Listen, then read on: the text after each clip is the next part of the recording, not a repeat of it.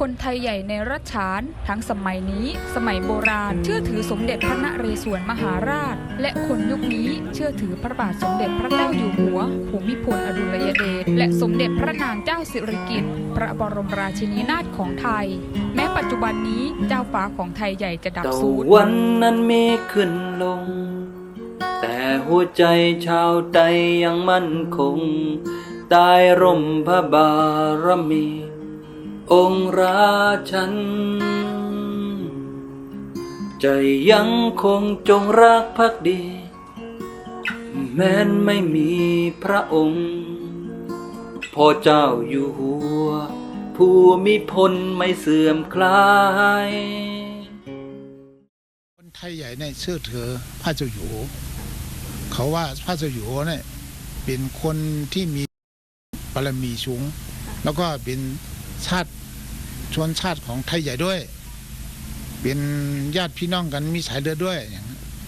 เขาก็เชื่อถือพระเจ้าอยู่หัวครับจัดงานฉลอง5 ธันวาแล้วก็12 สิงหาทุกปีครับเป็นบุญของชาวไทยใหญ่ที่พระองค์นั้นบันดาลให้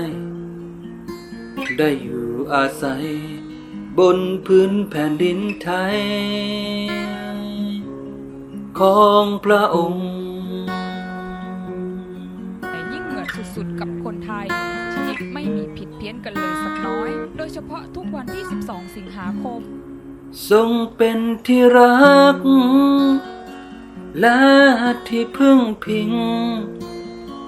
ทั่วทุกถิ่นทั้งใกล้ไกลสำนึกถึงบุญคุณอันยิ่งใหญ่พ่อหลวงของไทยสถิตอยู่ในดวงใจของชาวไทยชั่วนิดนิรันดร์ไม่รู้วันข้างหน้าจะเป็นอย่างไรคุณความดีที่พระองค์มีให้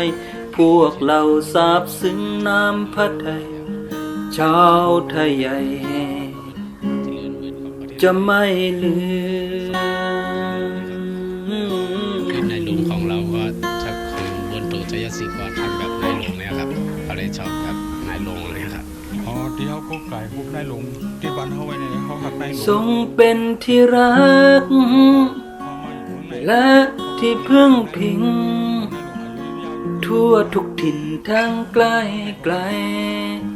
สำนึกถึงบุญคุณอันยิ่งใหญ่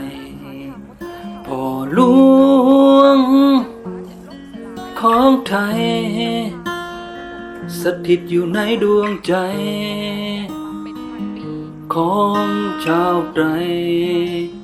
ชั่วนิดนิรันดร์ไม่รู้วันข้างหน้าจะเป็นอย่างไร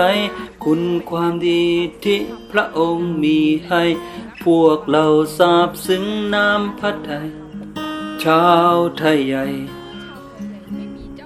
จะไม่ลืมเพราะมีพระองค์เป็นแรงบันดาลใจให้เราชาวใดสู้ต่อไปจะเห็นได้นะคะว่าที่บ้านของชาวไทยใหญ่ทุกหลังค่ะก็ได้มีการนำพระบรมฉายาลักษณ์ของพระบาทสมเด็จพระเจ้าอยู่หัวและสมเด็จพระนางเจ้าสิริกิติ์พระบรมราชินีนาถมาติดไว้ทุกบ้านแสดงให้เห็นนะคะว่าพวกเขาเคารพและศรัทธาพ่อหลวงไม่ต่างจากคนไทยเลยค่ะ